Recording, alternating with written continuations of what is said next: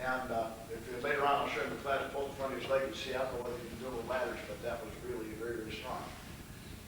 Okay, now, going here. The critical nature of the rooting and necessity for movement requires a great deal of study. The study determines aggression with training. The feet are the platform with such as an underpinning of technique. The feet and the hand weapons are often disconnected and not available for your team at the range of perfect first strike. To complicate this, when a strong connection on the floor is mandated, and there's good connection to the weapons here, many times there seems to be a restriction of movement arising from incorrect choice, formation, and preparation of the weapon. A side comment is for many practitioners, karate movements are not those of reality, and the strong stance to defy pants or ordinary shoes. I'm going to rephrase that because that's not really what I want to say. But what I'm saying is this, that you're all sitting to fight, and the guy's over here, you got a fist here. What can you use a fist?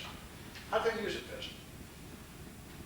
You have an older guy like you're pulling and you want to hit him. How can you use your fist? The fist is probably the single worst weapon in the martial arts. If you hit somebody really hard, you break your hands. Everybody knows you can slap somebody silly with your hand and still walk away and go to dinner. You punch a guy 3 or 4 times, you're down to the hospital like this. And that's the truth of the matter. And if you're one of the really wonderful fighters, they have wonderful hard fists, you really will go down there with this kind of thing. Boxers break their hands all the time. Okay, and I go on and on about fist hands here. And there's a lot of things here to go on and on about.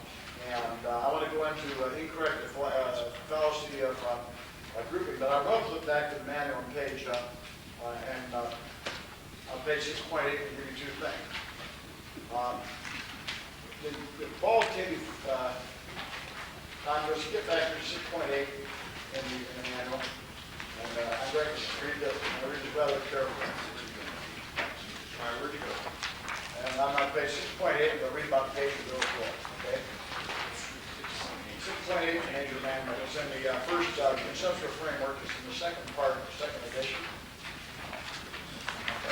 Thesis, conceptual framework is role in development of Kwanmukan. Chapter 6.8, I think they're all, it doesn't matter which one, they're still 6.8. The quest for integration and relevance is the same all over the world, and the issue that arises in almost all my discussions with those masters. The recommended methods of attaining integration and relevance, the achieving of the necessary weight can vary widely, but a consistent thread appears in all schemes. Discussed doctrines would not condemn the misdirected principle that in certain situations the sacrifice of principle at the altar result might be acceptable. Would not condemn it. To allay the unprincipled concept of restorative was proposed, that we should act simply without a regard for the result of the action. Considered further was the principle that the vehicle that one selects for a journey is not as important as the arrival to a meaningful destination.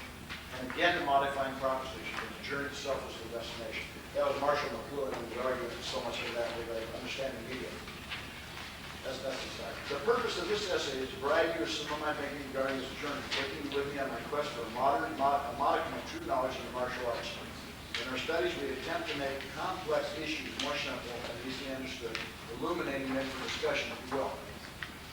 On Fisher's side of the topic, there is a story of a drunkard searching under a street lamp for his house key, which he had dropped from some distance away.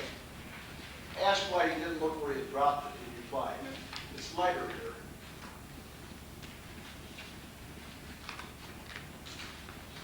That's really a major comment. It is true that it is easier to see a greater validity might be bestowed. We will try to avoid the trap of qualitative fantasy, that is, valuing that most which measures the most. Just because there's a lot of something that can be seen and apparently understood by a lot of people does not review that something with any special validity. Lucidity is not always the mother of comprehension. A clear deficiency of an understanding of cognitive formations, fallacies and generalizations, special critics line, has complicated the arts beyond their usually convoluted misunderstandings, leaving in effect each new group of practitioners ready to muddle the concepts anew. For example, the analytical grouping of the arts of judo and karate is usually managed by considering their cultural functions, sports relativity, or by the personal characteristics of the originators, exacerbated by the tendency to group together materials having the same or similar form as an aid to memory. So you group things together as an aid to memory, not because they need to be grouped together. Academically accepted cataloging methods, which depend on careful research, are for the most rigidities of the classifier, and any bias or perceptual limitation can easily skew the grouping. It is often said, and this is, you should remember, one should not become a prisoner of one's own methods. Okay? Proper research habits are important. In our arts, we are cursed with information derived from opinions looking for evidence. And the eminent theologian Kuhn noticed the distinction between theology and history, and the former's propensity to praise itself as the latter. Now, it's really important for your understanding if you're indeed in control of any kind of action. And we're about ready to go before here. And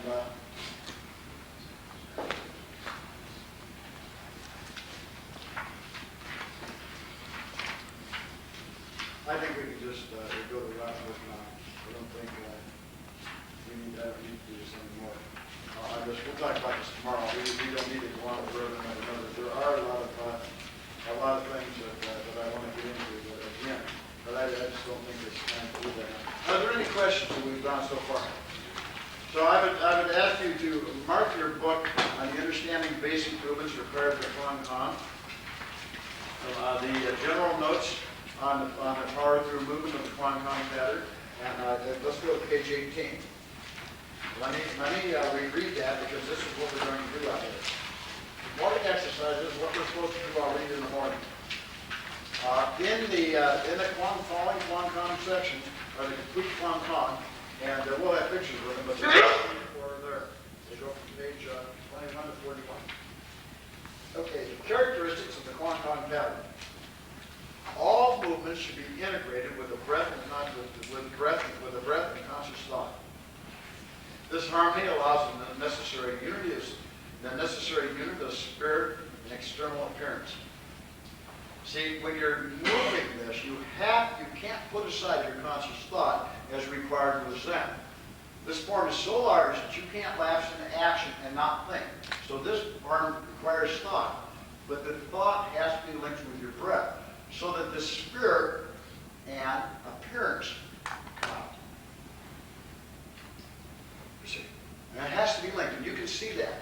So when people, they're not linking this, so when people's mind starts boggling, you can see that their thought and their breathing are at odds. There's no harmony between the two.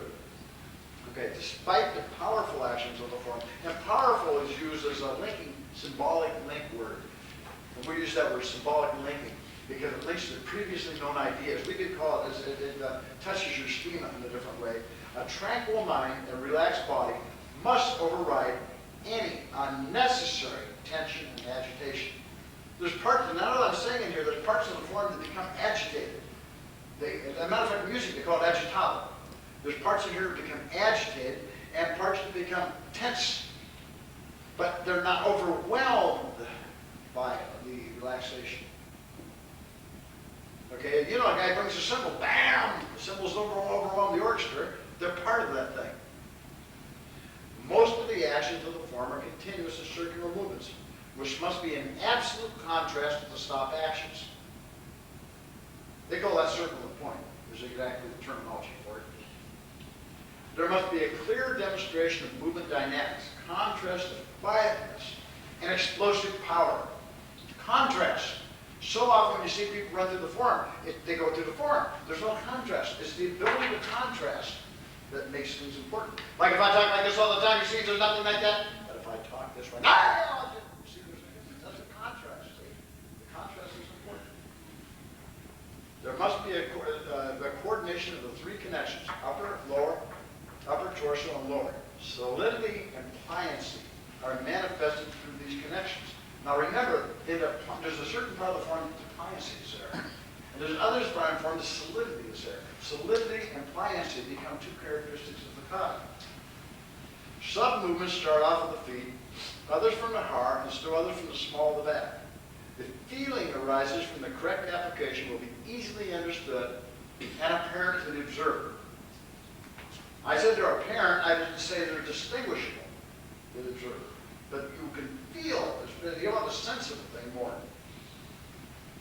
Some movements start with, in the Kwanmukan pattern, there are inside and outside actions, as well as pulling pressing, and stopping actions, all of which start in a different manner, and although all move through the heart. This must clearly be demonstrated. Now, I have other things about the head is held erect, natural, and facial expression is discouraged. Trunk should be held erect and normal with the chest out and the inner out, and no discernible tension in the shoulders. The breathing should be from the diaphragm and not from the intercostal rib muscles. Why would that be? Why not the intercostal rib muscles? Anybody know why? Yes? You won't make it through the whole time. Well, yeah, that's right. Yeah, give me another what? Breathing from the ribs is shallow. Give me another reason. That restricts the muscle of the heart. It's restricted. You have another reason. You can't bend, you can't twist, you can't turn your tongue. You lost the waist. You can't breathe intercostal, you can't move. So if I'm doing this, I have to stop breathing to do this. So breathing from the intercostal rib muscle means you stop when you move the heart. So to stop and start breathing is a thing of the rib muscles. Okay? This here twist, the intercostal rib muscles are turning. And so these people with a tight waist, this is tight in here, see? That's right. The waist is the foundation of all body movement. There's a pivotal point of movement from which harmony starts. Harmony I'm talking here. The waist must be kept relaxed and spine erect so that the tension does not impair the flexibility and coordination of movements, which are vital to the application of power to this form. True strength lies in the flexibility of the waist. And that's an ad. Repeat that, somebody.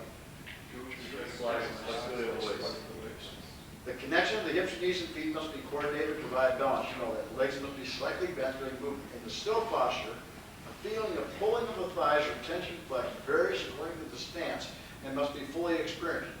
The feet are placed according to the movement required and should manifest no unusual agitation. And the agitation normally is when you're in a position, you're thinking of the next action, and you change your feet to facilitate the next action. Usually that's an agitation. It's accompanied by the lifting of the big toe normally.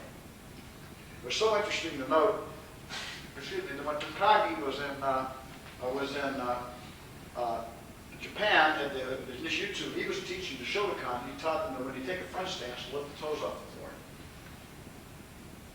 He actually taught them to lift the toes off the floor. That was unique and special. Okay, now the arm movement of the arms is often with or against the action of the body, and great care must be taken in the placement of the elbows. The shoulders should be relaxed and down with no discernible tension, and the elbows held in a similar manner to protect the gaze. As in most of the Chinese arts, the fingers are extended and the wrist held down. Not so much this way as this way. The arms are kept supple. The fingers are extended, not like this. Okay, now, remember to do. Simply walk through the form, expressing emotion through body movement. The form is the story of the conflicts you encounter in your journey and how you resolve them. There are fixed conflicts and recommended resolutions, of course, or it would not be a form. But feel free to put your own content and abilities into performance. In your own interpretation, remember that it's better to block from in to out rather than reverse it downward. And that has an enormous impact when it comes to the bunkai of the form and the interpretation of the power. Now, what we'll do is go to the floor, run the form twice, and in a very slow fashion. Then we'll start through the form in the bunkai of the kata. And I'll try to explain. There's actually 3 or 4 levels of bunkai, as I said earlier. First, there's the what are the levels of bunkai? Anybody remember? Yes. First, the obvious techniques. The normal explain. What's the second? Takedowns. What? Takedowns. Counters. Katamante, right? Which is kind, right? So we're not going to fool with all of those. We'll say that we'll use 3. It's much more simple for us. First is what? Whatever you think it is. Okay, the second is what?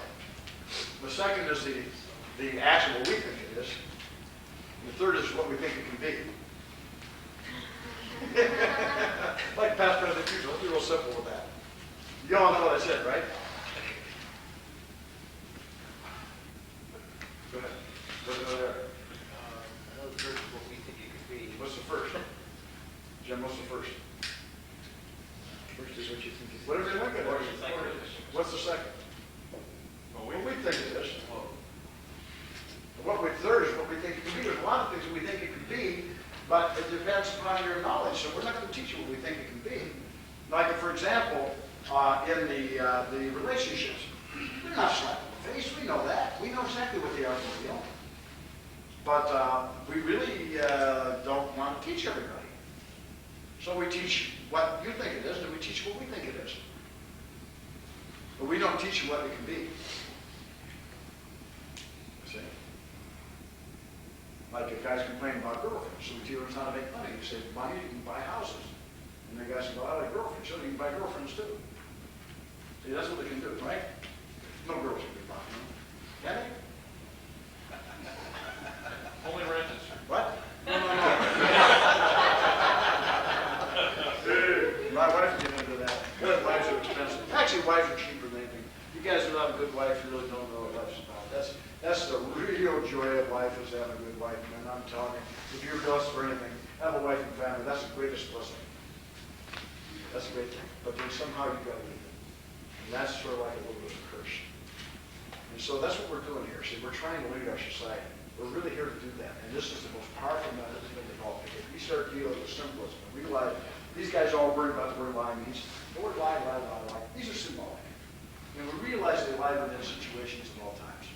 And so everything has to be taken in context. One thing we can say, and I'll tell you now, law enforcement in this society is in context. We control our law enforcement because it's community standards. But if we ever get, as a sheriff, or if we ever get state police, then we won't have community standards anymore. We'll have a military standard. So we have different things that we're doing within this country here. And this is one thing we're doing. We're dealing with resolution of conflicts, first and foremost. But the conflicts is an internal thing. And we're dealing with the symbolism of our society. And the symbolism has to change. Family values, I don't care about the symbolism of the country.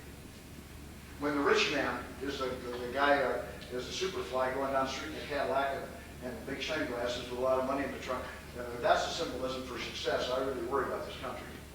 When the symbolism for good karate is the guy that gets on television to do a little program and does a back kick in a movie or something, that I really worry about it. See, that's not the way it is. Harvard's still there, Yale's still there, the top people are still there without a doubt. Okay, and we're those top people. And so we demonstrate that by knowing what we're supposed to know. And if you have to be diligent in this type of thing, just simply diligent and study what you have to know. Diligent. And so I know this. I didn't make this up. I wrote this and put it before us, but you're supposed to know this. Okay, it's a strong, consistent internal standard, quantifiable, and integrated here later. Precisely. Okay, let's go before. Right. Where do the commercials for Thai boat? I don't care about that. Shut that off. I'm really irritated when I get a picture of this. That picture won't do me any good. That's for you. This is, I take this, if I get this thing going, yell, this won't work. So this is the video, and I got 5 hours of film I can shoot. So if there's anything which would worthwhile, in here, let's see.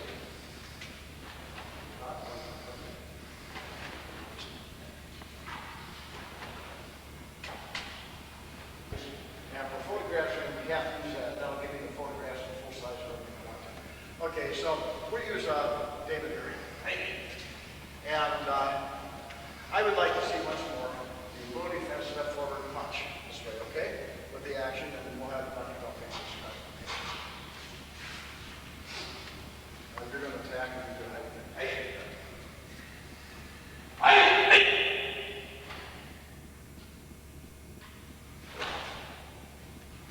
Well, that's the kind of thing. That's the kind of symbolic thing we have to do with me. Because that technique, and without just assaulting Dr. Company, is absolute bullshit. It's worthless. It has no meaning whatsoever for the mass. As a matter of fact, it implies a rule for regulation. It doesn't. You talk about a rule, it doesn't. Why does it?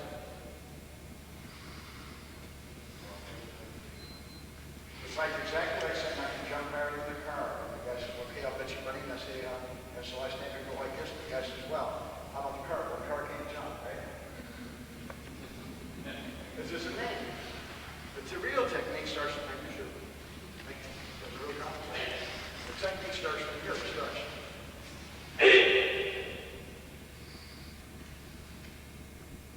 I will do this slowly to start with, because otherwise I get her punching. Now, it's difficult to set back exactly here, but it's just like watching.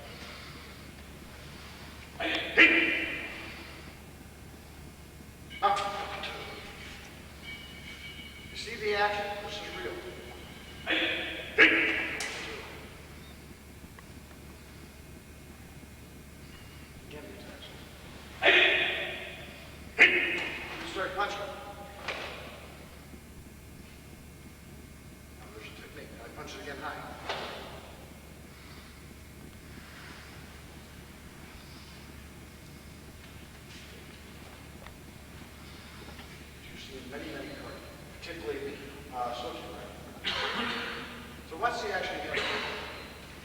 It's going to attack back. You see? Now we have an over the arm.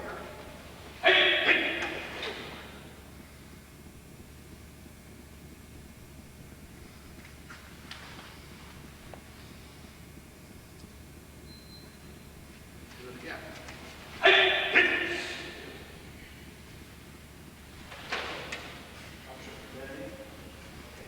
We go to Shinara.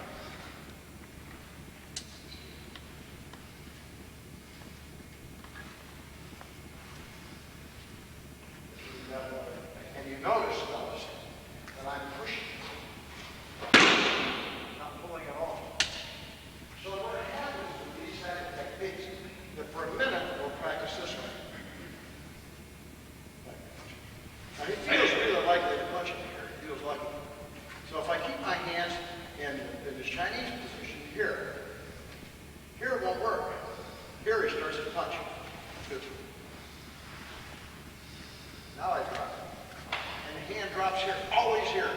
There's protection for this one. This one here, you can still come out second. This way you can't. You see? Now I rotate out. Now this is an interesting type of action. This particular framework. And so we used to do it like this. You stand from here. Now you did it on this hand. And we'd be standing here like this. Give him punch for me. Get here, punch. So he was standing here and I punch. This is developed that way. And so consequently, these actions here, people assume automatically are this kind of a block, which means I pull my body in, but they're not. And this is where this stuff becomes really interesting. So I suggest to you that a really senior method of doing this is this close position. Watch, he starts his actions. Start slowly. One, push there slowly. Two. One. Two. One. Two. One.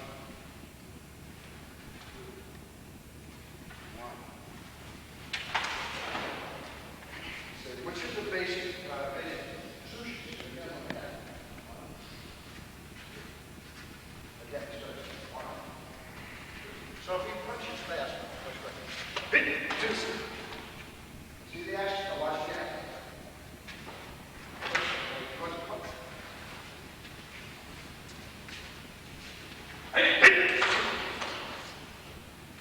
You see? It's just a shoulder action. That presents itself in their counter. A tremendous interaction. Now watch what I did. These 1, 2. Now you have really the roots of the side. This action from here. 1, 2.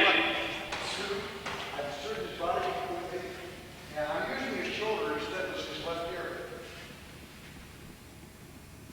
So let's, with our partner, stand up and try very slowly his text. 1, 2. Just outside the range. 1, 2. Now this action is 1. 1, 2. Not throwing, not hard, just slightly. You be careful. You see? So if I'm close enough when I hit 2, and I block 3, and I hit here, now I'm perfectly ready, and if he doesn't want to go, I take from here, 1, 2, and I take him and push him out of, and down he goes.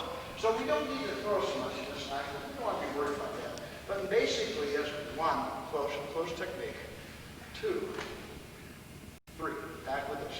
Now if you're here, remember this is firm. This is secondary. And once you're here, you can feel what needs to be done with the other techniques, right? You can do it half. But remember, the action is this one. 1, 2, 3. My body's opened up, see? I've made my body empty. I come from here and forward. 1, 2. So open the body here. So 1, 2.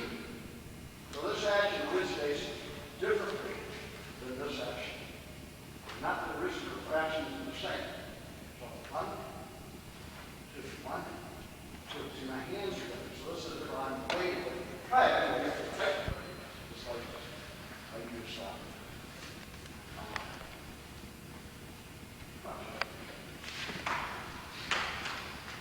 No, I do. Let's use the knife. Don't mind yourself. Come on, get on your side. Okay, Lucinda comes here, and Lucinda punches from my face in the same position. Get back, drop that. Now, this doesn't have to be back so far. Some people only this much. Some people change their feet this way. They'll change feet. And they'll stand like that, and when you step forward, they'll step forward and hit this way. So step forward and hit that way. No, step forward that way. No, like this. One, see, I'm standing here. That's right, they'll do that way. So this has to work in that range too. And this works real well. That's why short range technique is not matter what this reverse punch or the punch is. But I'm so close, I can avoid it. Now, when she starts this technique, I'm bringing my hand here. That's pretty close to water. But if it's a power technique, I'll do just like this. Now watch again. 1, 2. Because my technique comes from both out this way and up this way. So it comes 1, 2. This kind of action. Now, oh, you got my camera on. So we're like this. And from this kind of an action, then the attack has to take place. The attack is forward, boom. This is what we attack. This is second punch. 1. See the action? This is a good slap. 1, 2. Like that, directly here. That's a very, very strong, powerful technique. 1, 2. But this has to be solved. It has to be here, because over this, she's supposed to climb over my arm. So if I were to do this long, she couldn't punch. And right from here, pow. And it's almost. Try this. Just bring your hands up. Slap.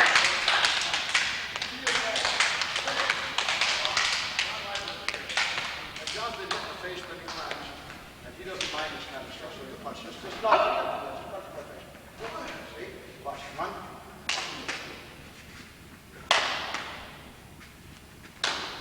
You can't get over it, can you?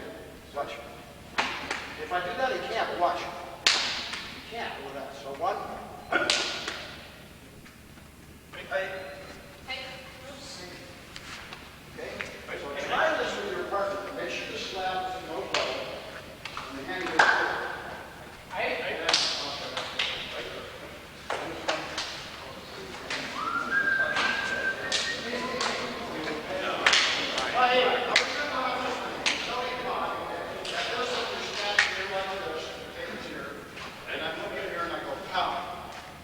Like it. Now, if your hands are ready, don't be nervous to do this. This is enough.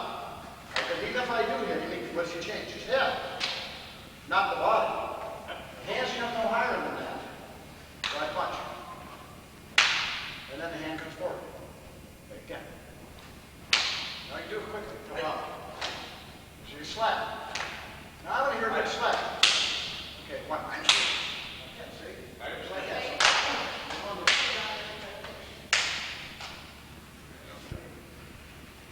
We done with that before? Yeah. Okay, who had I go through this before? I've seen you, haven't you? What? No, I've seen you do it to other people. I haven't. Oh, come on. You know what you're doing. So he comes up and he pushes me. He just comes up and grabs me by the shoulder. What I'm doing is just like this, the same action. Grab me. 1, 2, boom. As simple as that. It's simple slap, slap, slap. 1, 2, boom, boom. It's pretty simple, isn't it? Watch. 1, 2, 3. So this is really a slap, slap, boom. Now remember, this is going to be very bad because I reach this one, boom, and this is going to be down, and this is in. And so these are rather nasty action. So this is for all craft purposes, slap, slap, slap. So try to be perfect.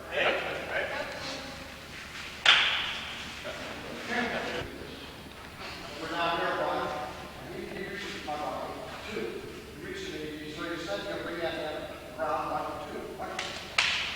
I'm on the inside. See, all the time. 1, 2. 1, 2. 1, 2. Okay, my hands are here. Because the minute he brings his hand around the punch, brings that on. See, I'm going like this. One right after another.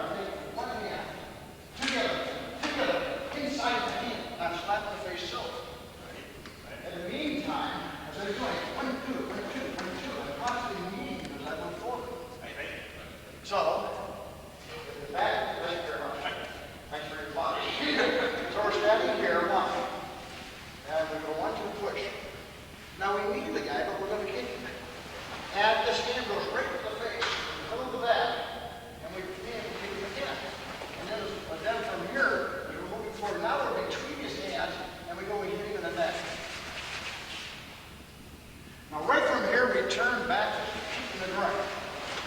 Now, from here, the next step is more complex. From here, he goes to my legs. My legs. Why go like this? I watch the technique when I step here. From here. He comes in from behind me. And I bring my body around. I kick here. And I come back to the same action. Push him here. So the initial action is after I block here, I drop here, you see, and then right from here with my body shift, I come back, step out, and move this way. But we're not going to do that before we're simple, so when you do drop from here, and you drop down here, when you come, well, I guess I should do this way. If I drop down this way, and foot moves back, and come on your heel. 1, 2, so you turn this way. One, two.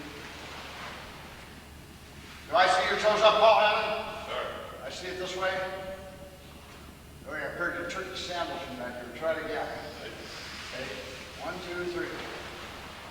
Okay. 1, 2, 3. Pulling up. 1, 2, 3. Up and then down. 1. Now 1. That comes from your lower back. 2. 1, 2, 1, 2. 1, 2, kick. Now 1, drop down 2. Okay, now back up and right, and step down 2. To the center. The same thing here, but a height attack. 1, 2, kick. 1, 2, kick. And that technique doesn't need an explanation. This does it too. Turn around. You're fairly widespread. Lance, see my stance? Right. Toes facing forward. Now, as I push out here, I step over to the punch, over my left hand to here. Now, looks like it's watch my turn. If I'm standing here facing, your hands are up. At this time, I move here and push. This is an effect of blocking this hand. So instead of grabbing hand, I'm pushing. From here, my hand comes from here, 1, 2. And so I get the reflection of technique. Boom, I hit right off of here to this one. Because from here, he grabs his wrist. Then when I turn, I'm turning this way.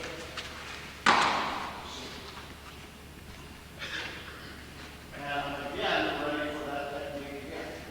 And my stance is again fairly wide. I push out 1.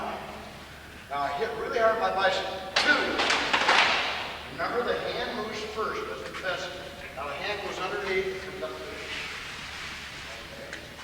Make sure the stance is wide. Coming out 1. Hit again. 2. Around. Now my stance is pretty normal, pretty balanced. But from here, when I move forward, the left foot comes in. 1, 2 from the head on. 1. And I turn from here.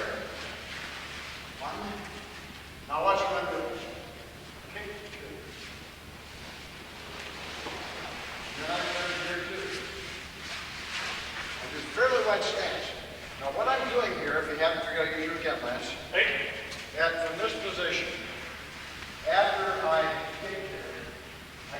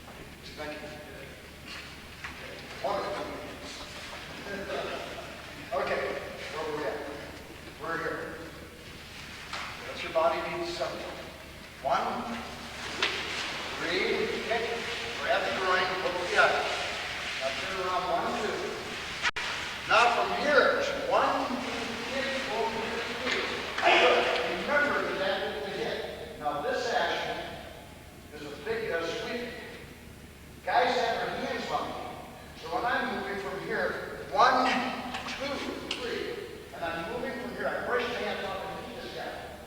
You see? Now, what really happens here is from this action, when I'm standing here, you grab approaching me from the other side. And I'm hitting this way too. You see, but he's approaching David's over here. So when David punches, I catch him before my man, I hit him here, and he hits here. Then I turn around inside. So these are almost non-chambered kicks. Okay, now where were we again? Where's the picture? Okay, here. Now, big action now. 1, 2, right up. That's the knee. Now remember, I have a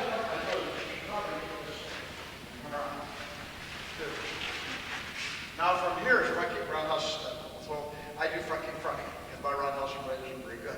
So 1, 2.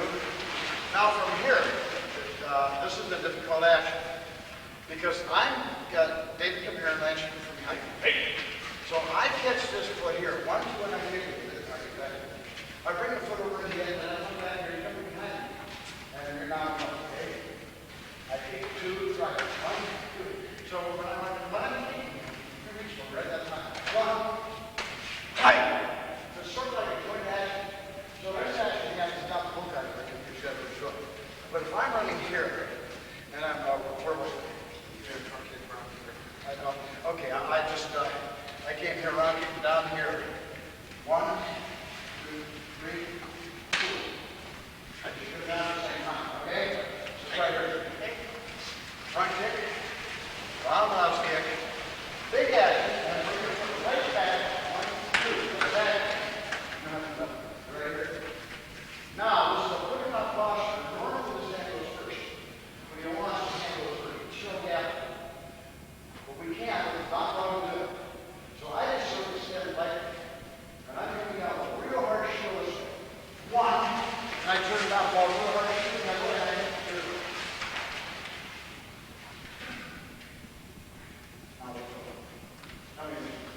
Okay, 1, 2. Now this has to watch on here, and you notice the pickup on the leg is a throw. But watch my body on it, because you guys don't do this way. 1, 2. Your body does not rise so much unless it's down technique, kind of coming underneath the leg. Go.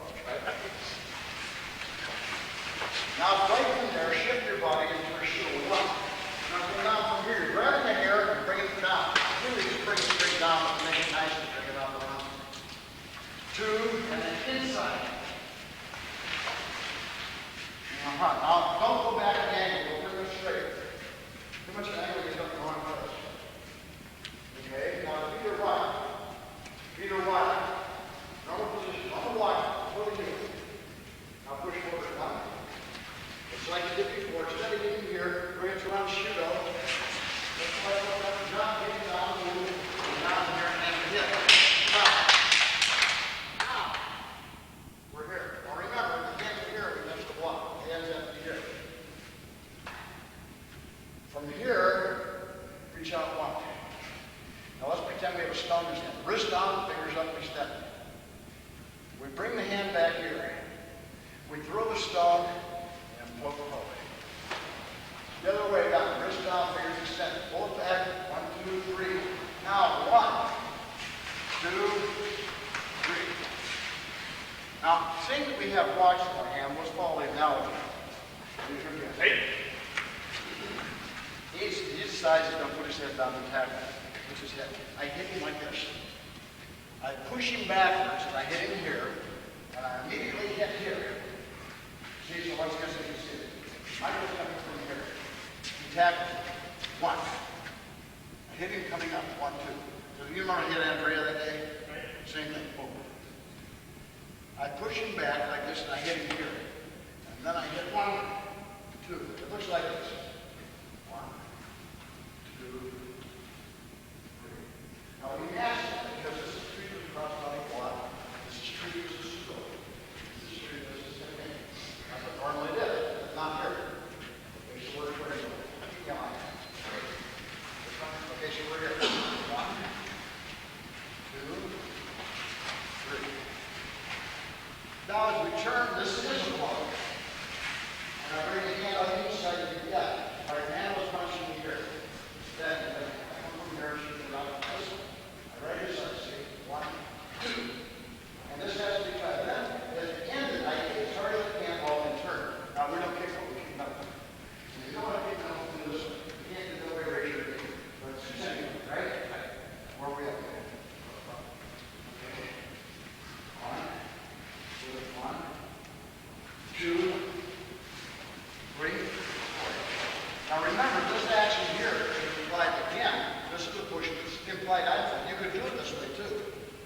go this way, you went this way, I'm turning from here. Now from here, I turn from all the way around here. Let's go to that. From this action here, I grab him and I move him from here. And I bring him around here. When he is here, I really need 1, 2, and I'm throwing. So the minute I bring him by me here, I start making the action. 1, 2, and then I come around. So that's part of the technique.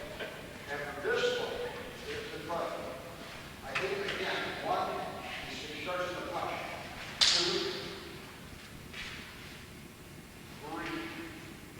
He punches with that. 4. Okay, he punches back. 3. Hit him here. This is a cross arm block. Right? And as I'm moving forward, I hit. So this is one of those circumstances when I'm like this. 1, 2. This hand being crossed. And as I'm pushing forward, I hit. Okay, which is our thing. But the configuration is a little different form, but that's actually what I'm doing. So as I come down here, I'm 1, 2. That's not an action. Okay, which way we go? Which way we go? Okay, we're moving in here. Now from here, 1, 1, 2, and down here, 3, 4. This is like neon 5. You can just standard configuration. Just from here, 1, 2, 3, 4. Ooh, that's the configuration. Just do a quick manual explain. Now coming back here, Dave's behind me. I make a big swing for the action that he steps off to the side. From here I hit him. I slide off to the side. So if I come down here, I'm going to take that leg in the traditional cross and use 1, 2, and I move this. And I move his side foot real quick and side cross set. So we've come down from here, 1, 2. Now the moving on the oblique, 2. What I do? Okay, right up. Okay, now we're on 1. Get him. Okay, 1. And now this is cross set 2. Now, right from here, I see he's coming behind me, and he turns. I turn this way. 1, 2. Right from here, see? So I'm getting here. As he goes back, and I bring the knee around, I'm really misplacing him, and I move back into him this way. So as I move into him, I'm really pushing away my body. So from here, 1, 1. When you do it fast, the form changes. The cut on the leg, and then moving away with the weight of your body. How do you come up to it? It's here, and then down 1, 2. I'll get into that later. Now from here, as you move forward to 1, 2, 3, 4, 5. And there's different ways to do that, and that has different meanings. But this action here is a pulling action. Much like I saw this in the Aikido techniques, the guy was stepping and punching here. And he took him down from here. But in our technique, we turn here and we bring him back here. He stretches here. So on these techniques, grabbing my wrist, on this, I'm stretching this way, back. Okay, now bear in mind when you're stretching, the hand comes this way, and this hand comes back down in front of me again, in this manner. Now, if it is that way, this is the action. That's what we do. There's nothing on this is absolutely positive. So where we were here. Back is arm and pull back. 1, and back this. Now back, walk, and back the arm is in the relationship. 1, 2, back. 1, 2, back this again. Now from here, he grabs me, and so I give it a throw. And actually, this is it. He did not do it. He stepped back. 1, big action. 2, 3. Okay, back. 1, 2, 3. Now we watch here. 1, 2, hit forward. Up, down, and down, this is from the front. Pull up, 1, 2. Now this is 40 minutes. Your body collapses this way. And maybe this action. 1, 2. Your body collapses. Now from the back. From the small back. Not just from the small back. 2. Now there's big action. Collapse your body. And from the small back again. So we come up here. 1, 2, 3. Now we turn 1. Snip the eyes, 2, and grab the collar, 2, It's like this. As I turn here,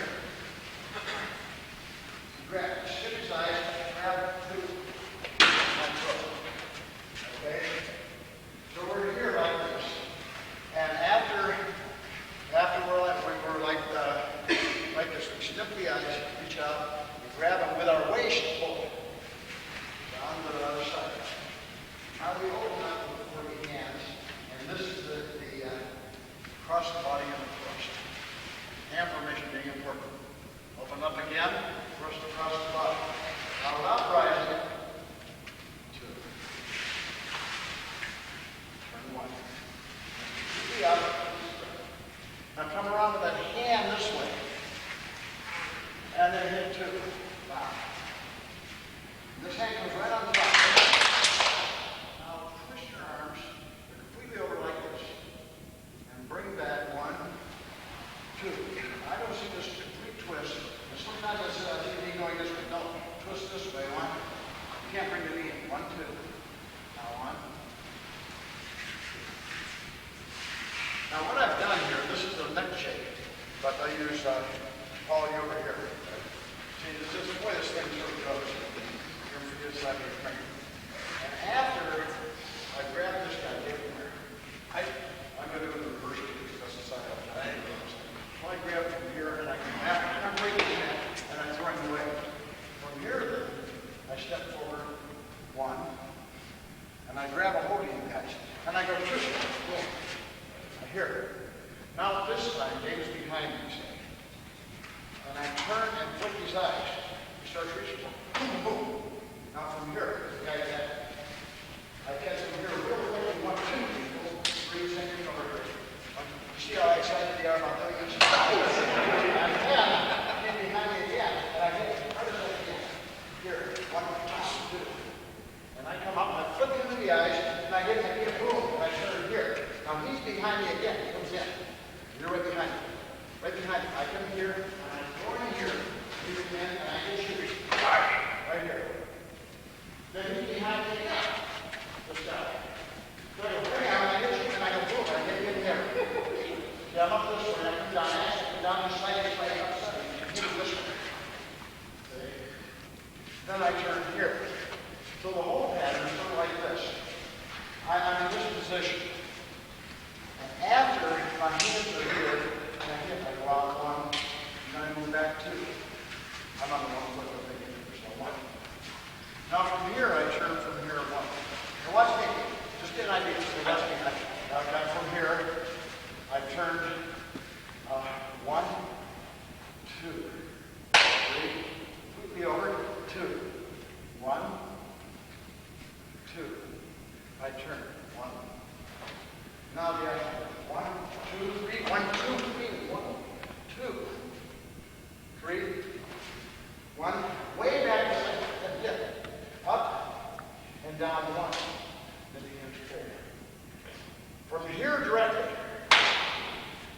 Now from here, one, two, three, and the foot comes out there, goes out in front. Yeah. And I come up one, two, three. From so. That's a real nice action, but if you get too fast for the one works, and you don't express them, they lose all meaning. Right. So we're here. You just come here. Now shoot at one. The shooter right in front of your nose, right? Hit two. Pull back, arm straight.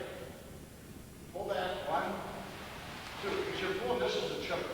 Remember the hands you guys hanging out here, and two. Step forward one. Now pull back two. Turn one. One hold.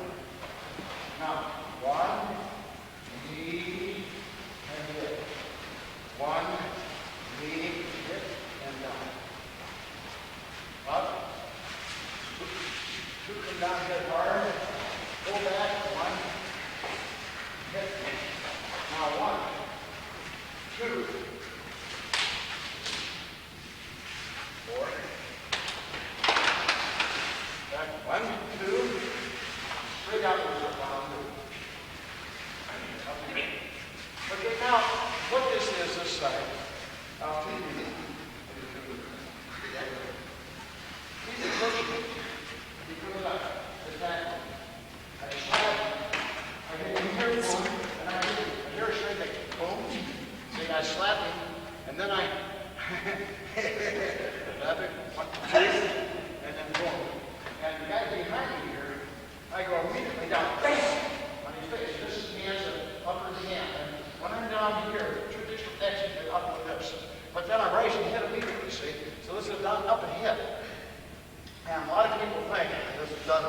somebody who's doing a high kick, you're ducking underneath it. But the action is 1, 2, 3. 1, 2, 3. And crowd goes like this. 1, 2, 3. 1, 1, 2, 3. You must have confused. 1, 2, 3. 1, 2, 3. 1, 2. Stay this kind of both sides. Okay, we're from here. 1, 2. Let's first from here, right? So we're here. I'll make a nice turn. 1. It's really good on this. Feet not too narrow. 1, 2, 4, 5. If your legs aren't placed like mine, you won't be able to throw. Feet are too narrow. Now push forward 1. Feet fairly wide. 2. Now turn 1. Open your body. 1, 2. Now from here, reach up. 1, 2, 3. 1, 2, 3. Down. Rise. Hip behind you very hard. Over here. Feet are fairly wide. Feet have to be wide. If feet don't hug at each other, technically it's impossible, like this. Because I'm standing here, to throw, I move my foot. See, my feet are wide. I throw, I move my foot. And then 2. Now I come back here 1. And I hit 2. See, when this foot goes down, I'm down. He's really over here. That's for all kinds of purposes I'm here. Just like the previous stuff. Now from here, these hands stay together. And they're right here. Right from here, the hand hits. And over again, it's like right here. As I turn my body 1, 2, and this one goes in front of the other. This is where it narrows. And I come up. Hands cross from here. And around to 2. Okay.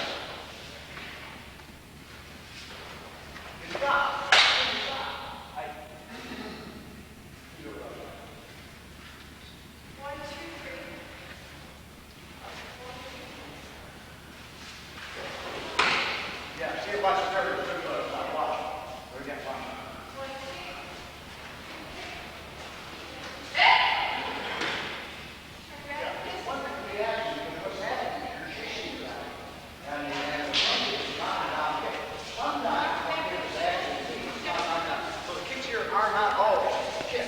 They're neat. So try it a couple times yourself. Take one action. Turn to the one. Now watch. That's fine. You guys jump better than me, and I'm not going to jump. Watch. One. Two. You see? I'm not getting myself stuck. After I push here. One. Now push here. One. Two. It's not hard to combine it, but if you have your mind is not to combine, you have to be constant. That's what the mind was. And they go.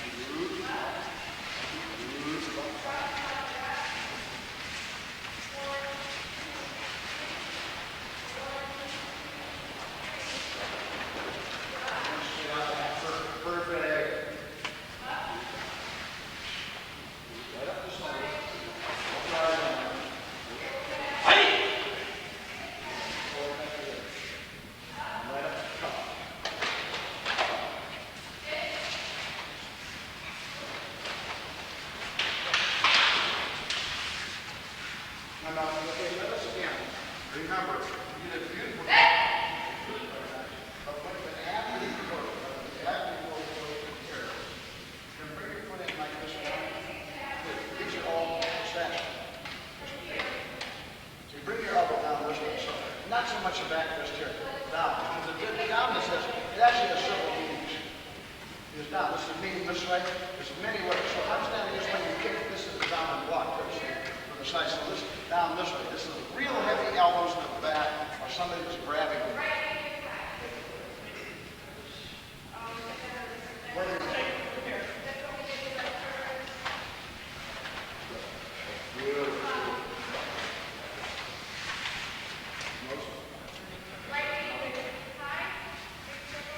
No, that's a mistake. Now this is really simple as this. After I get here, I just turn this way. My hand is from my chest to the finger drop. Now really what I do is I look at these eyes. I'm just looking at these eyes. And only then do I turn here. And I have to turn this way. So let's go from here. Go here. Okay. Now just turn straight. This hand's over. Now we're not going to do that. This hand's up, fingers right, just like that. Not here. Pretty calm, pretty close. Sort of relaxed, right? Now, from this position, you shouldn't bring your hand around forcibly here. Stand still there, like you should. That's right there. One. Pull that here, turn over high, and pull back. And then up high. Arm straight. Right? Chin up. Now, from here, one. I'll pull back here. That's enough. Now you can't pull underneath. This has to be here because you have one thing on the chest. I have to grab my shirt from there. I'll pull it. When I'm from here, the hands have to come in. You bring underneath that right in here. Body is relaxed. Now from here I turn. Again, the same position. But he attacks me. Now I don't go forward. I back out. 1, 2, I don't know. Now the guy tackles me. 1, 2, 3. 1, 2, 3. Down. Up now. Now, wham, and I open the end, and I grab 2. I pull. And I hit 2. 2.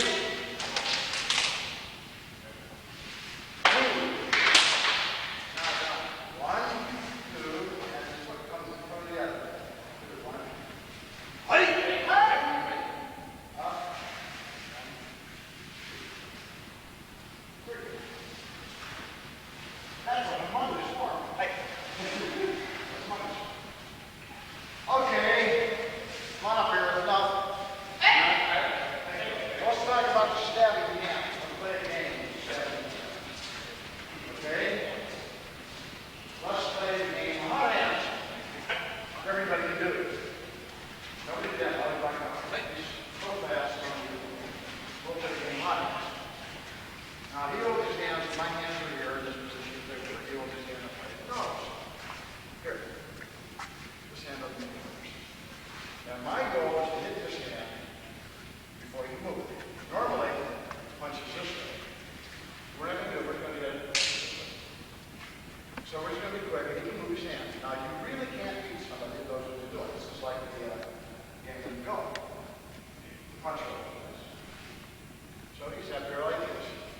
And I can, now he can't move his nose like this. Like that. I'll break it here. Get me.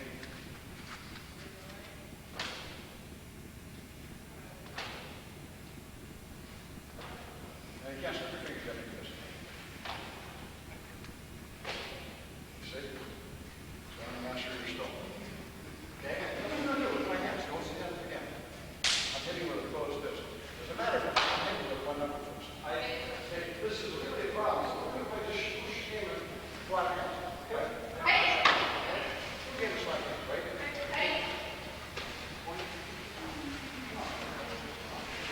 You enjoying yourself, Rob? Yes.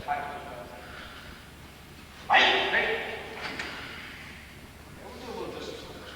Various reasons for using this as a kender. Now you all saw this technique, didn't you? Anybody not see the technique? One. You saw the technique? Okay, we'll see what it is.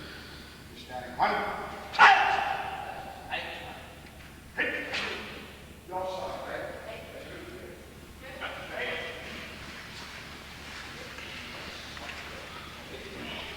Guiding block, and include the screw basher with left hand high section palm-heel thrust.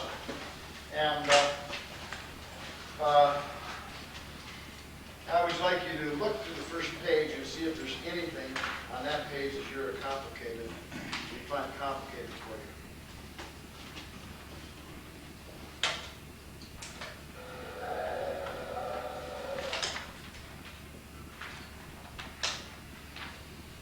We need to get a microphone for that.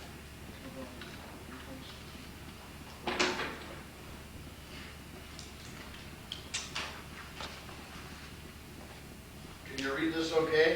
Okay. This should be a very clear finding. Well, I've written this after, I think if you go through the form, you find this is very, very clear. I have pictures for this.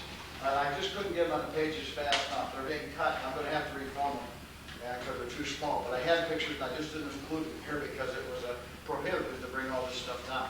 But I will see that the people from the, that are here at this seminar get a copy of the pictures of this form, 1, 2, and 3. Now remember, this is the manual, and the manual's fattening up when I have at least another 200 pages, so it's going to soon be 1,000 pages of density. And so one of the things is if you can't do yourself any good if you don't have the biggest idea where stuff is. Is that correct? Yes. And let's see what we have here. Other things. So going back to the, let's just go over some basic ideas I'm going to leave with you. The structure of the,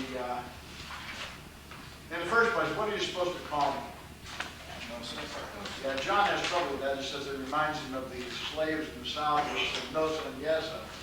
And I said, well,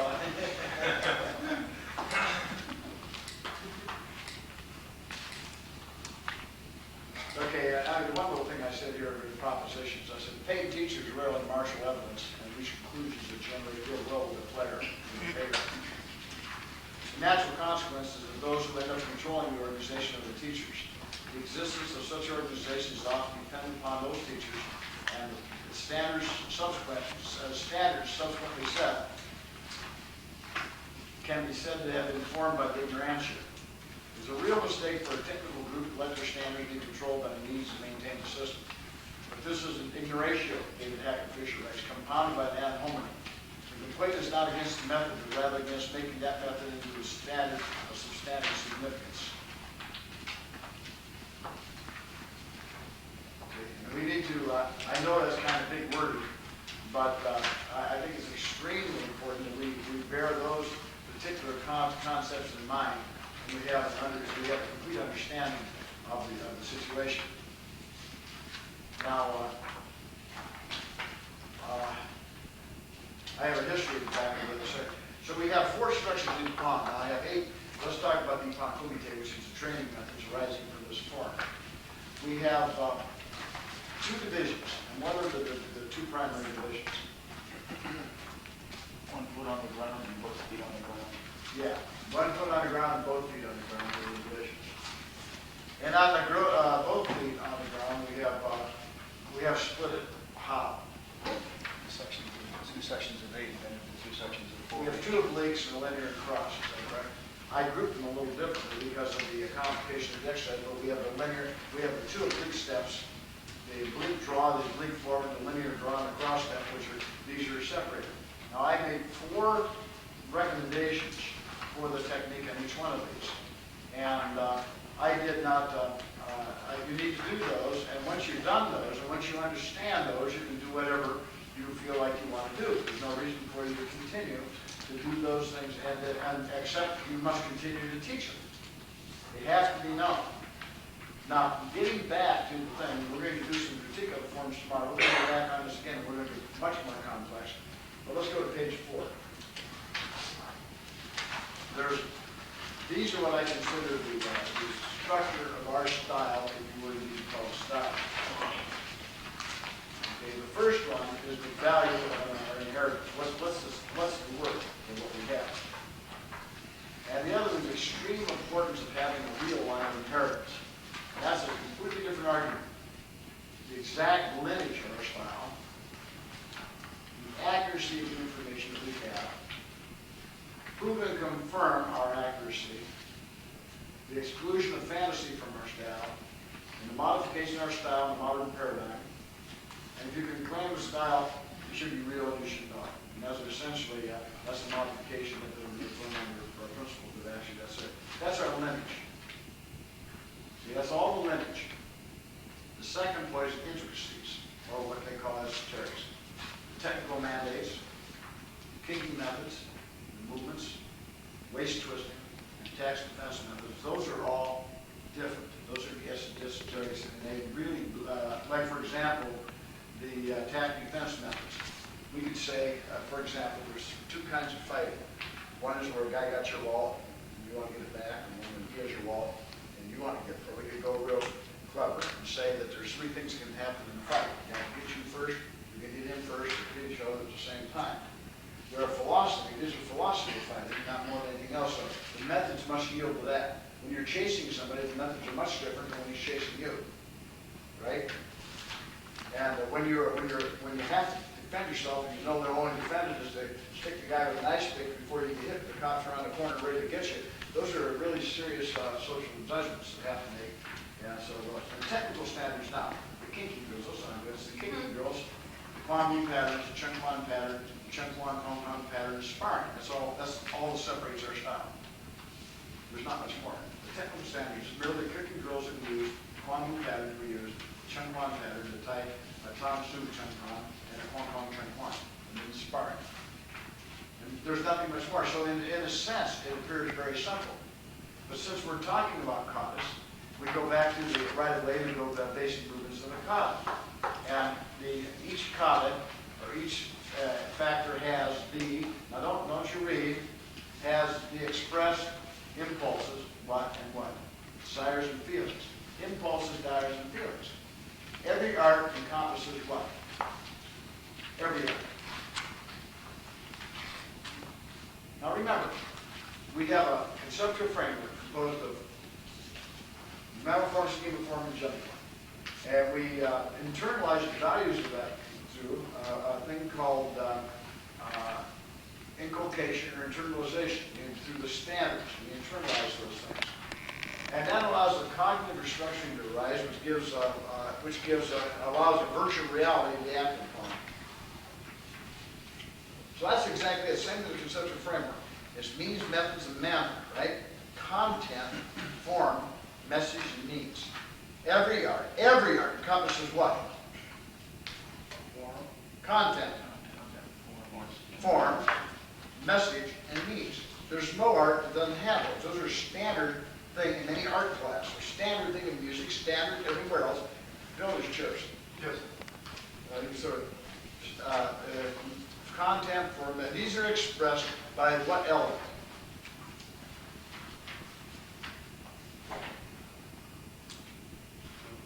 What? What'd you say? Movement. That's correct.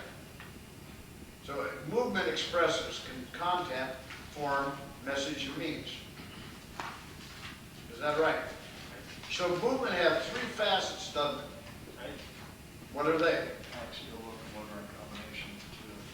So what's bound up? So space, time, and force, as we're concerned, are bound up in movement, aren't they? Okay, what are the elements of space that we consider?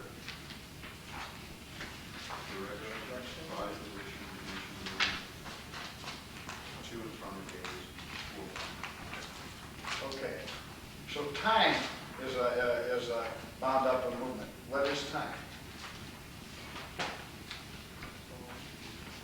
A tempo, beat, and action. Beat and action are different than the tempo. Beat is a part of the tempo. And force has what two qualities? Dynamics and quality, right? And rather than empty hand. The Chinese words are indicated by one or more characters and have almost the same meaning in Chinese, Korean, or Japanese, but are pronounced differently in the respective countries. People of those lands can read both kara hand and empty hand and understand both of them to be nearly the same, but no Chinese, for example, can understand them when they're pronounced tong-su or kong-su in Korea. Kara hand is the same of one of the old provinces in China. The Kara province later unified all China and was known outside as the Kara Kingdom. Now, the problem they don't understand it is because we had Tang Dynasty. It was one of the major dynasties right before the Sung Dynasty. And when they took this name Tang Su, referred to the techniques coming from them. So we have the Tang Su, like Chung Kwan.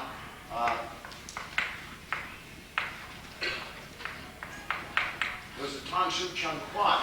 And this Tang Su you might think of being karate, but it's not karate. So that when they took it in Korea, they used the word Tang Su as karate. Nobody has the biggest idea in China what they mean. They think they're referring to the empire. And they can't understand how this refers to the empire.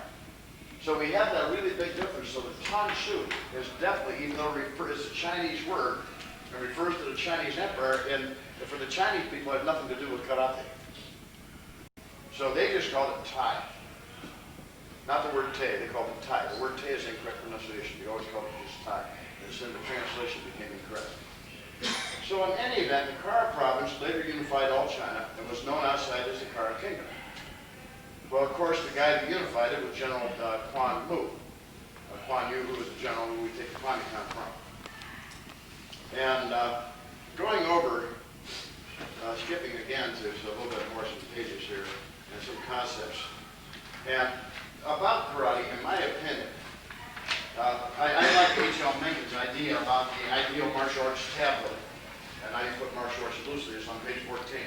It says it should be printed throughout as first readers are printed in words of one syllable.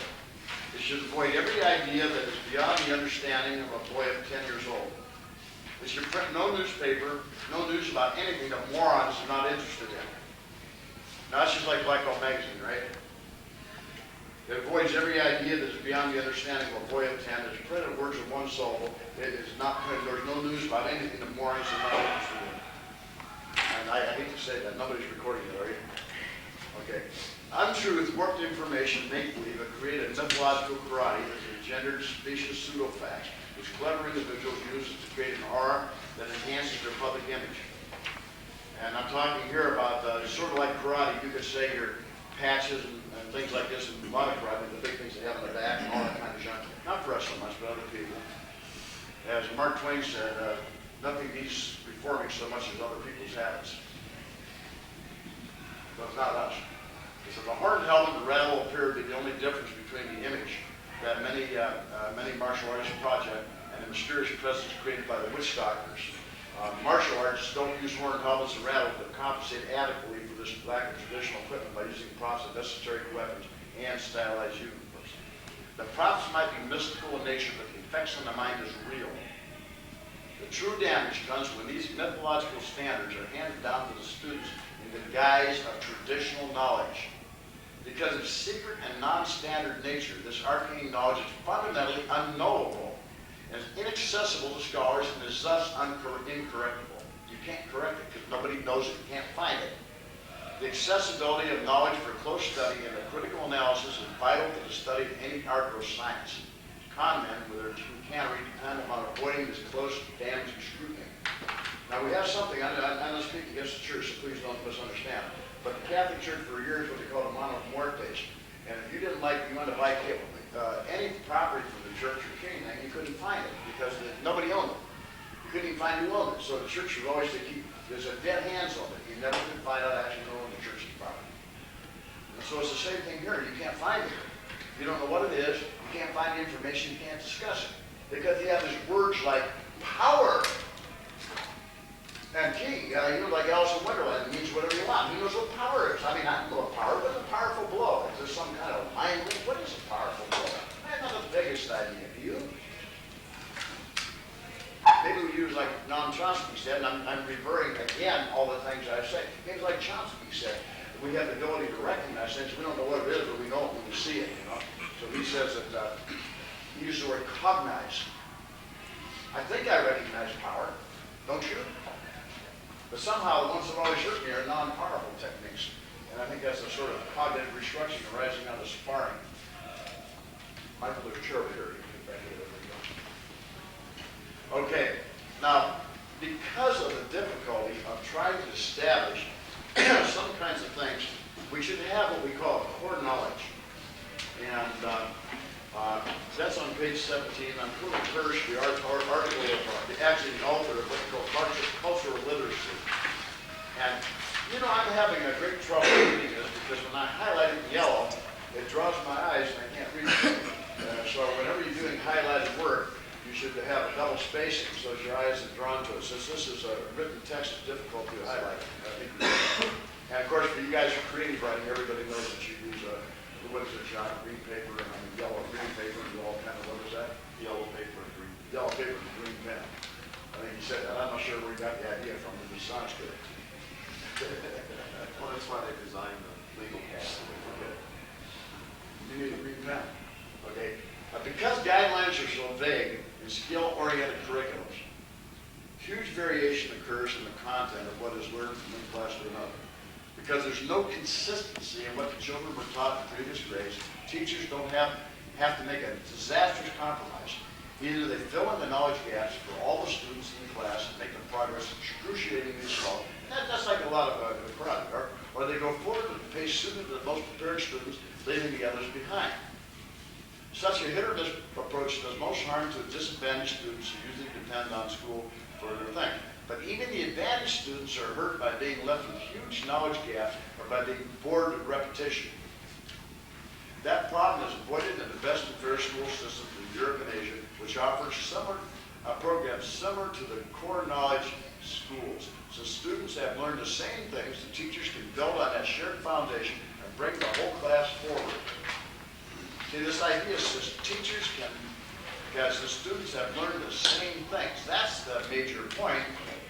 And when the students learn different things, you can't bring things forward. And unfortunately, the things that we learn are defined by the terms that we use and the method they're used. They're defined by your family terms. Like the free time we're using is different for a carpenter than it is for an accountant.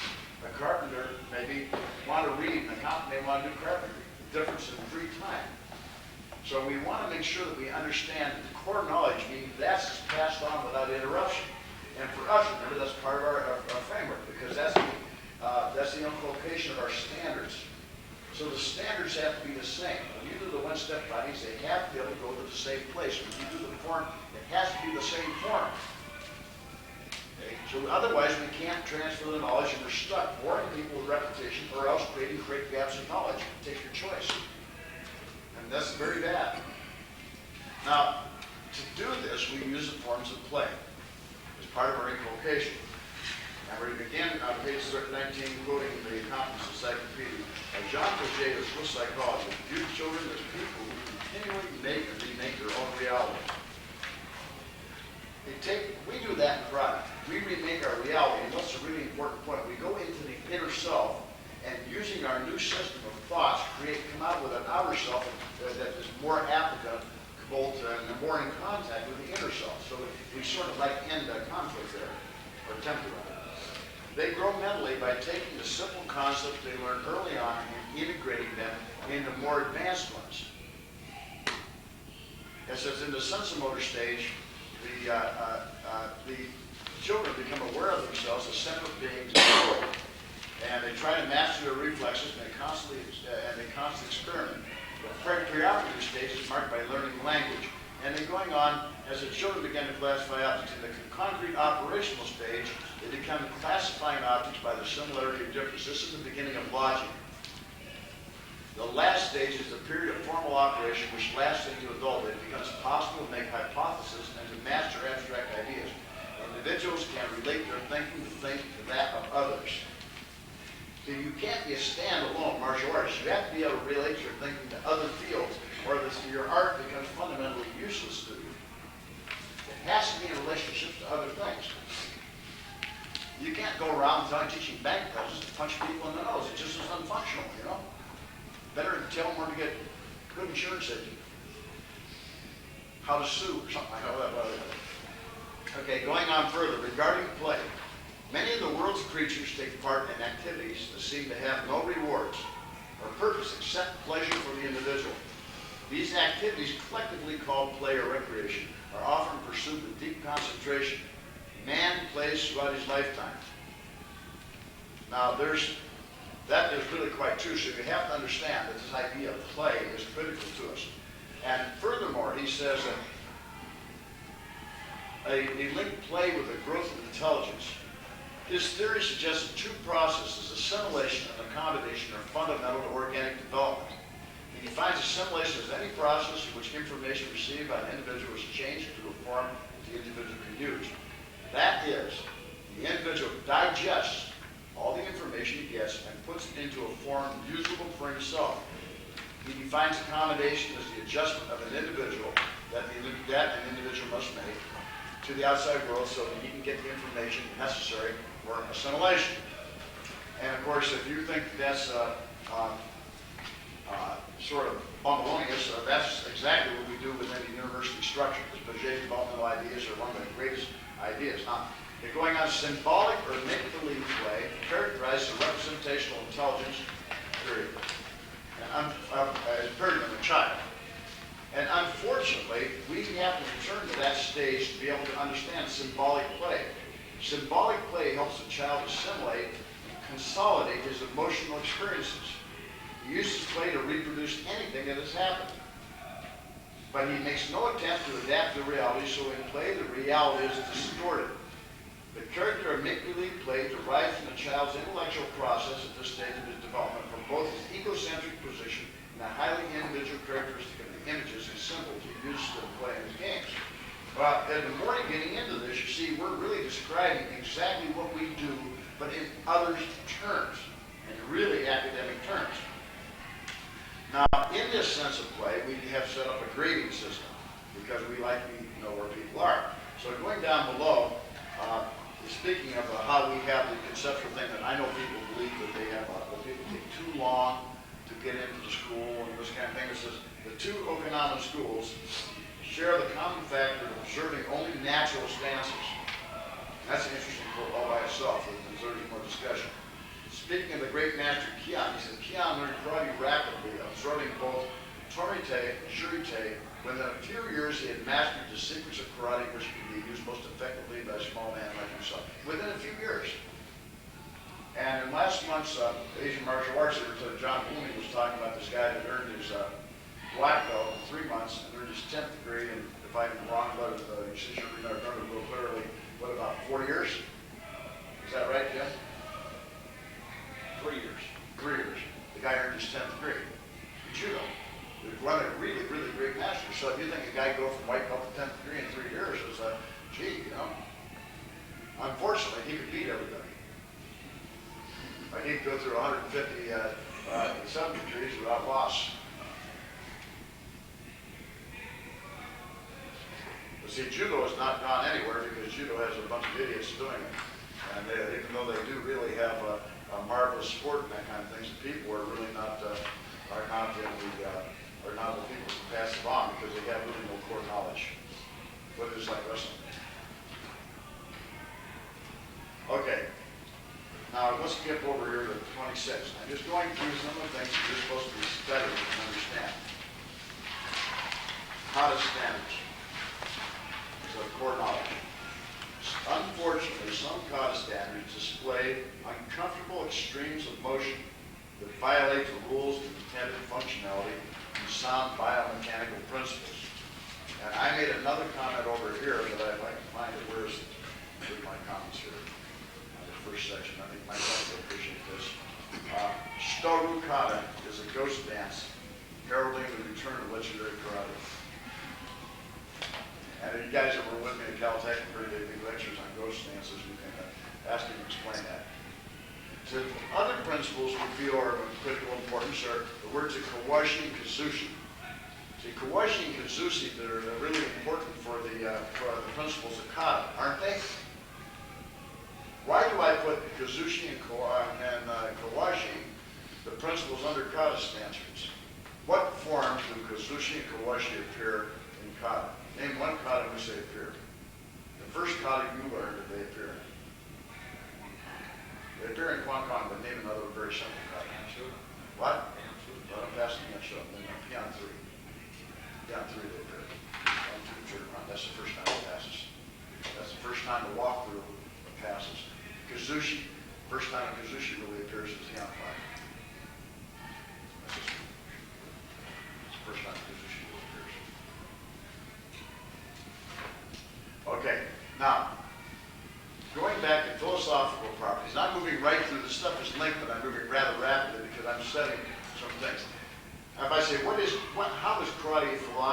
you'd have a hem and haw, so it's better just to try to grab this. Karate is a philosophy based on the belief that a sound mind is attained through the development of a virtuous character formed by right actions and a sound body by vigorous training.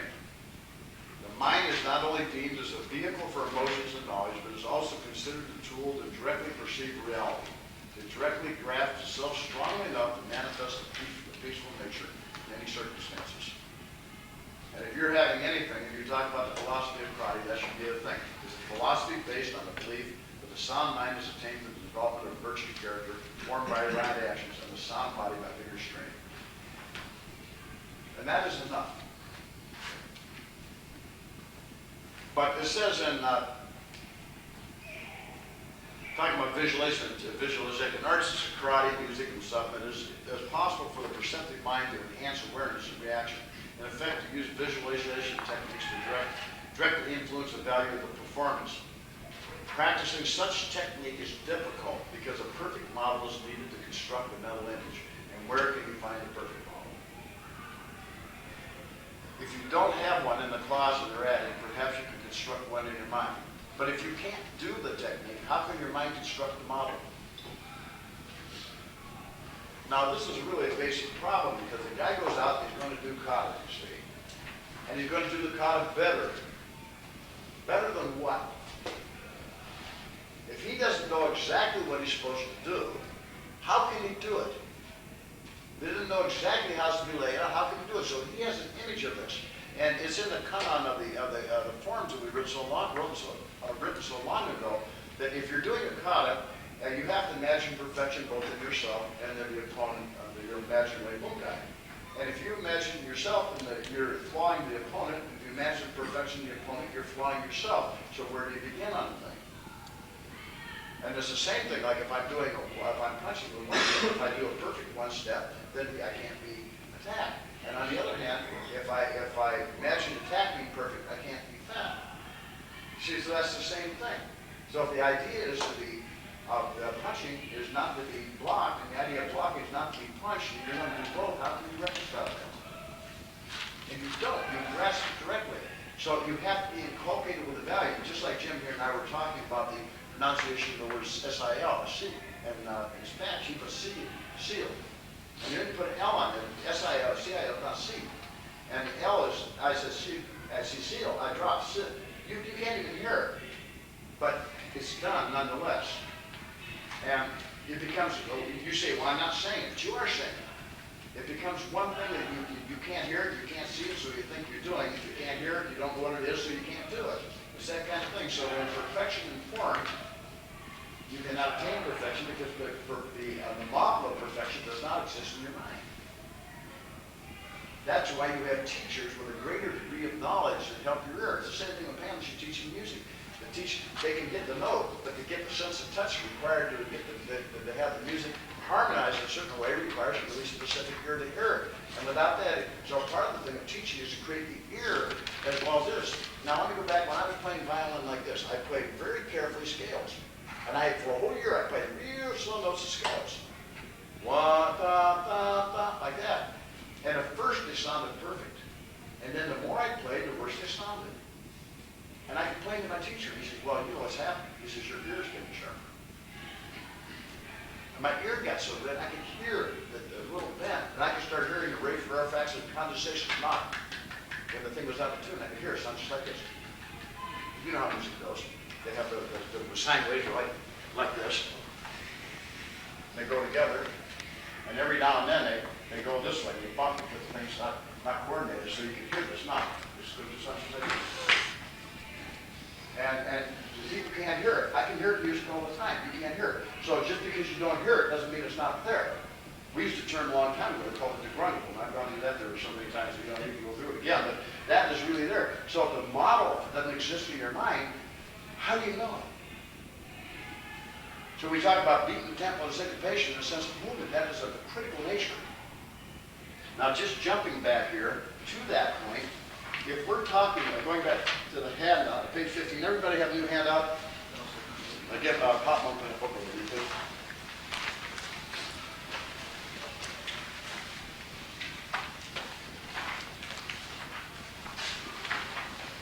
have one, Mike? You got the other one? Right. Yes, sir.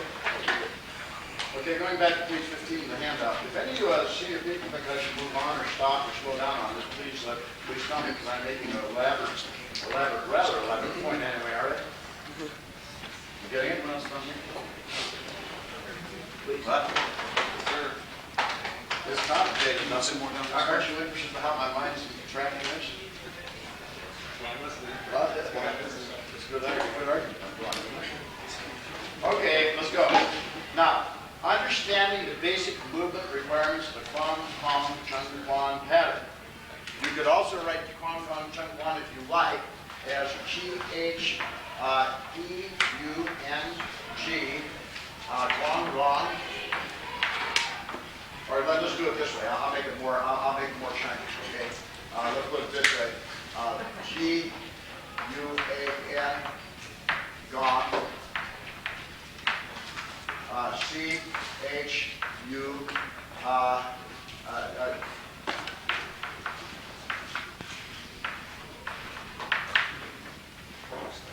you can do this way if you like. Also, this is the same word. But there's another way to write that too. But the correct understanding of performance of the Kwanmukan pattern requires a comprehensive study of the following important factors, as does all motion. It doesn't make any difference. Go to the university and the guy says, I'm teaching physical activity or any biomechanic or any physiological thing, we'll say, okay, you have to know this. And you guys as teachers all know this, right? We have expressed impulses, desires, and feelings. Every art encompasses content, form, message, and means. Okay, what does every art contain? What does it contain? Content, form, message, and means, right?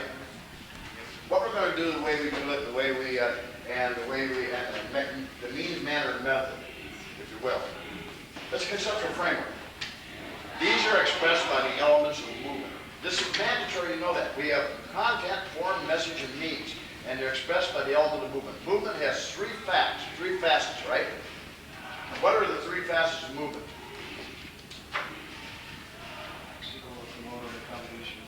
Locomotor, axial, and a combination of the first two. Give me an example of the combination of the first two.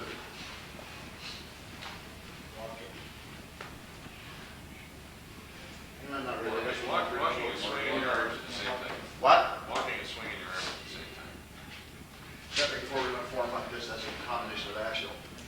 Okay? Locomotor is the actual movements of walking, running, and leaping. It has nothing to do with the combination of the first two. Axial is a pendulum action, sustained action, percussive action, propulsive action. This would be a combination of the first two. Like that, okay? So we have, those are two things. Now space, time, and force are bound up in movement. So we have three things here, space, time, and force, right? Space is controlled, it has five elements to it that you have to consider. What are the five elements of space? Direction, body position, dimension, movement, and floor pattern. Time has three things that we have even in music is the same. Tempo, beat, and accent. Force is dynamics and quality. Force is also range and intensity of the movement.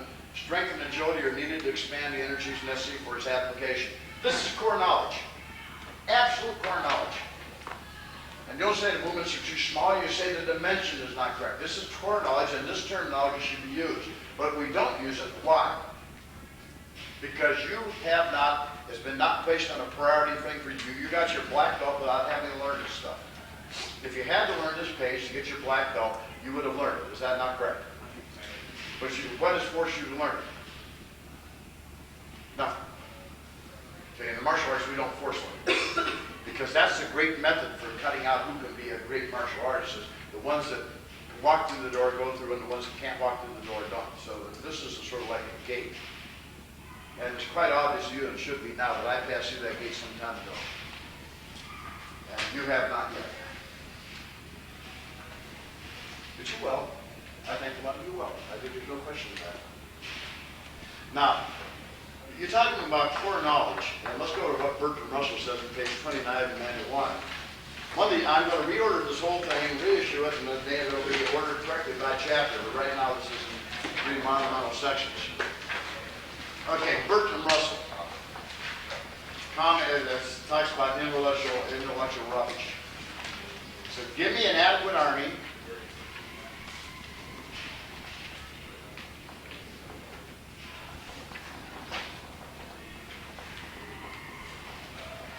Did you lay down the secondary discussions?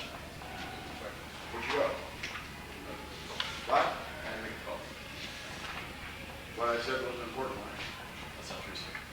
Give me an adequate army with power to provide it with more pay and better food that fall to the lot of the average man, and I will undertake within 30 years to make the majority of the population believe that 2 and 2 are 3, that water freezes when it gets hot and boils when it gets cold, and any other nonsense that might seem to serve the interest of the state. Of course, even with these beliefs have been generated, people would not put the kettle in their refrigerators when they want to boil. And that's the commentary on a lot of black belts. The cold that makes water boil will be a Sunday truth, sacred and mystical, if you profess in odd tones and not to be acted on in daily life. What would happen would be any verbal denial of the mystic doctrine would be made illegal, and obstinate heretics would be frozen at the stake. No person who did not enthusiastically accept the official doctrine would be allowed to teach or have any power, position of power. Only the very highest officials in their cups whisper to each other that what rubbish this all is. And they would laugh and drink again. This is hardly a caricature of what happens in modern karate, especially when they're discussing chi.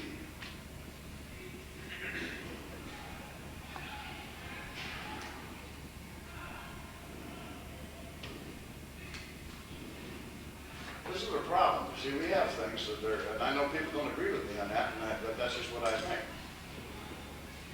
And about Kikita training, and as George Bernascio wrote an appropriate warning to those students who endeavor to acquire their knowledge from reading martial arts tabloids, is his description of the perfect journalist.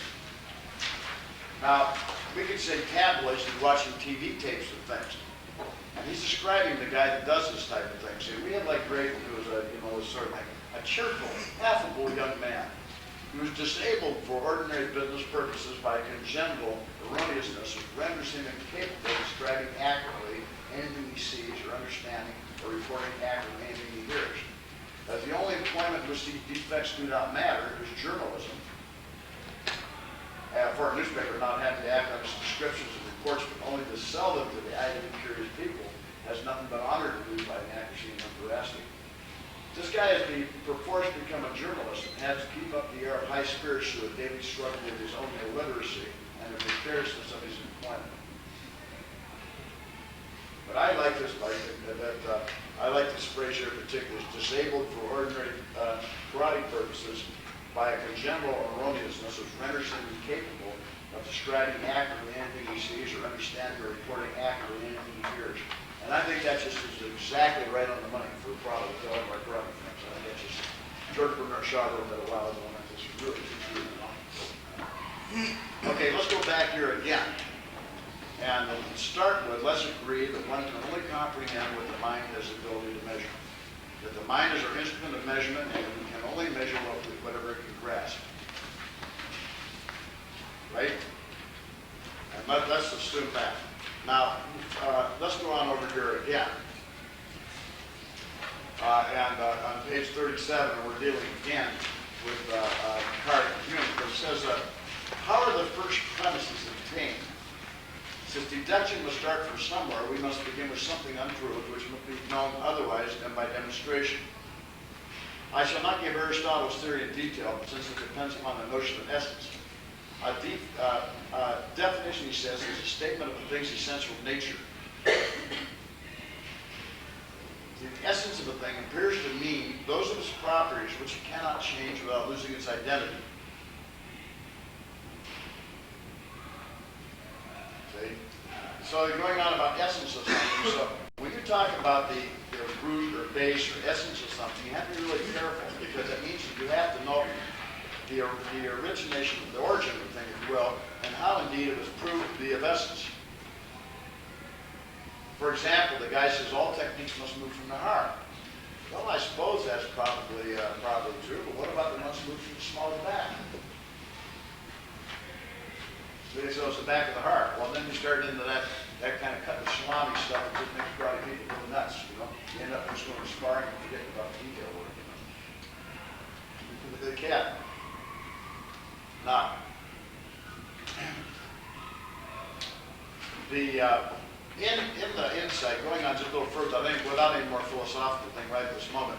So as a core knowledge thing on page 79, we structured the Ipan Kumite. And please close your books for a minute. And let me ask you, since you've all been understanding these structures, and this is to be one of the basic steps, the Ipan Kumite is structured first 50-50. We split two techniques, two groups of techniques. Right? We have 8 sets of 4, but we arrived at by splitting 2 groups. The first group was split 2 feet on the floor, right? The second group was how? 1 foot on the floor. I suppose you could put 3 foot on the floor, but I don't know how. You know? So you have 2 foot on the floor and 1 foot. So that splits it in 2. So the group that was split in 2 were split in kicking, right? And there were one kick you move, one kick you don't move. The other, you don't move the standing foot. The other foot, you move the foot you don't kick with, and the other one, you move the foot you do kick with. Now, that's like the old deal of ducks. You know, 2 ducks before a duck between 2 ducks, and 2 ducks after a duck. So you can't range ducks any more ways. That's the only way you can do it, right? Right? The duck before 2 ducks, duck between 2 ducks, the duck after 2 ducks. That's all you can do. There's no way to arrange it. So that's the sort of way this is arranged. And if anybody has any better way to arrange it, show me how to arrange 3 ducks, you know? Then the other one's falling down. So what else could you do? That's the 4 group. And so I present problems with these, each one of these. I present a problem and my recommended solution. The problems are arrived at the same way the prescribed method. That's the way I get my solution. See, and how do you like my invention here? No, this is not a nipple ring. What is my glass? See, it really works well for people who lose their glasses. This is wonderful. And I have an iron-on catch that's sitting on the bottom here, too, you know? That's kind of nice because a lot of times you're someplace and you have something, a note you want to stick in your, you want to stick it in here and pull it out in place. It's better sticking the little iron-on patch. So they can buy those iron-on pockets at the Joanne Travers used to iron on the pocket in the front of your knee. It's fine. If you don't like it, iron on the bottom part, but they're really nice and they're excellent. They can be fairly good size. Okay, now this other idea, in the first part then, we figured there's 2 ways to step. You can step on the oblique, you can step back on the oblique, or step forward on the oblique. In other words, there's no other oblique. So we have the 2 obliques. And we put those between the cross step and the step back. Nobody steps in. Nobody steps in.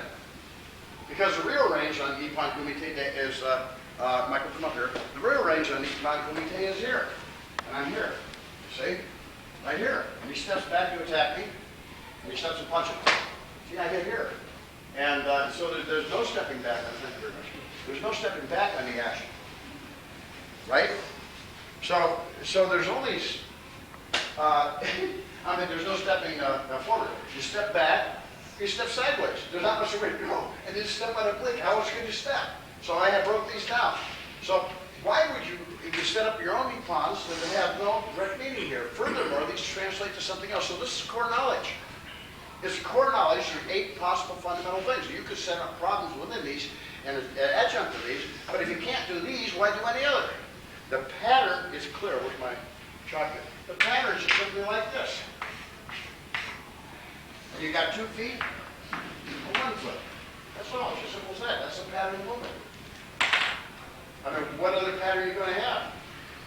Now, sometimes in the duplex techniques, pattern takes this shape.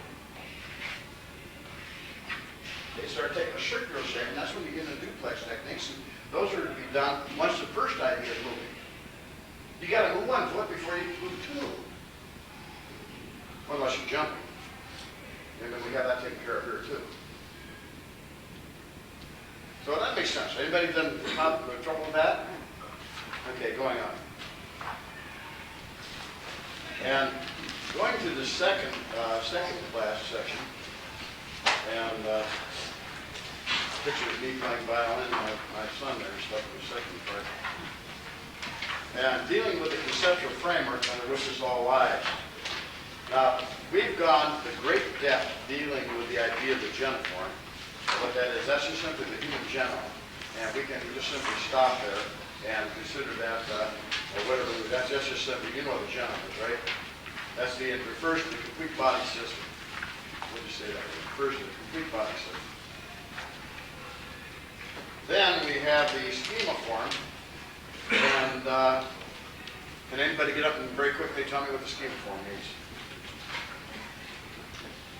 Remember, we have a schema form, name form, a meme form, a mem form, and genitive form. Compose our conceptual framework.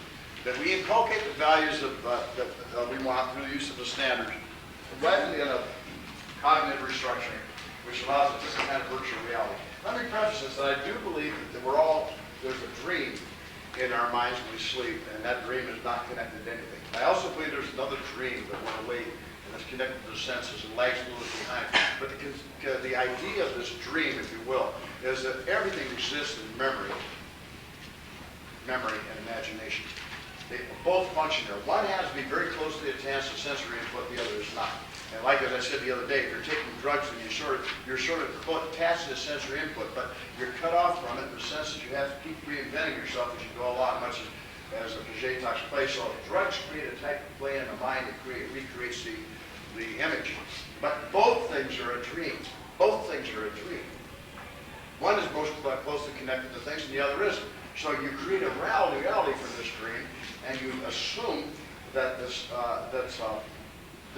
that I'm here, for example. You can't make sense of all the nerve crackles of all the input coming to you. You couldn't possibly make sense of it. Even now you can't do it. What's happened, you learn to translate it. It takes maybe 3 or 4 years from their child to learn to translate this into imagery. And you start confusing this imagery with the reality because it is affected, apparently, by what you see and what you hear. You don't realize what you see and what you hear is a type of memory based on imagination. Now this is where this comes in. So all schools have a conceptual framework. All colleges, and they have it for different reasons. But the basis of conceptual framework is never really discussed. They just say what it is, but not the base for it. So for example, Walsh College and any college has a conceptual framework. They have to have for every department, or they can, NK's will be but they don't talk about the base for it. They just present it as such. We're talking about the base of our conceptual framework, which we inculcate or internalize by the use of the standards. The standards then are observed by the use of what we call indicators, the little indicators of things. For example, if I'm going to do if I come out, my feet are flayed like this, I know that there's going to be something I'm going to do. I know from this position, I'm sure not going to do any jump kick. I know that. I know I'm not ready for that. So if I'm standing this way, it's an indicator that I can't jump. You see. And if I'm moving and there's a tension in my shoulders, it's an indicator that I'm going to move my gaits when I'm fighting and thus become exposed to techniques. So this conceptual framework for us is much more than that. The geniform is the whole body, the whole group. So what is the schema form? Does anybody know? Even all the Sheehan don't know what the schema form is? We went through it like, yes. The ability to recognize patterns. Okay, you can say that. Why not just use it here? Refers to the perception and recognition mechanism. That sound pretty good? Why not use that? Why does everybody have to put things in your own words? Why can't you just memorize it? Good Lord, that's not difficult. That's why they got the Apostles' Creed in church, you know. I believe in the Father, Son, God. You know how they go? That's why they have that stuff. Okay, memoform. What's that? Come on, somebody give me what the memoform. You want to look at it real quick. You must look it up. Look at Duffy. Go to the book. Refers to all the shared knowledge available. Sure. Refers to all the shared knowledge available.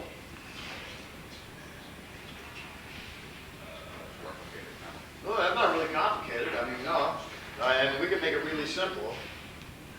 And in writing this, I did think one thing was really good here. I want to the comment on. I thought this is Samuel Johnson regarding the works, and I thought this is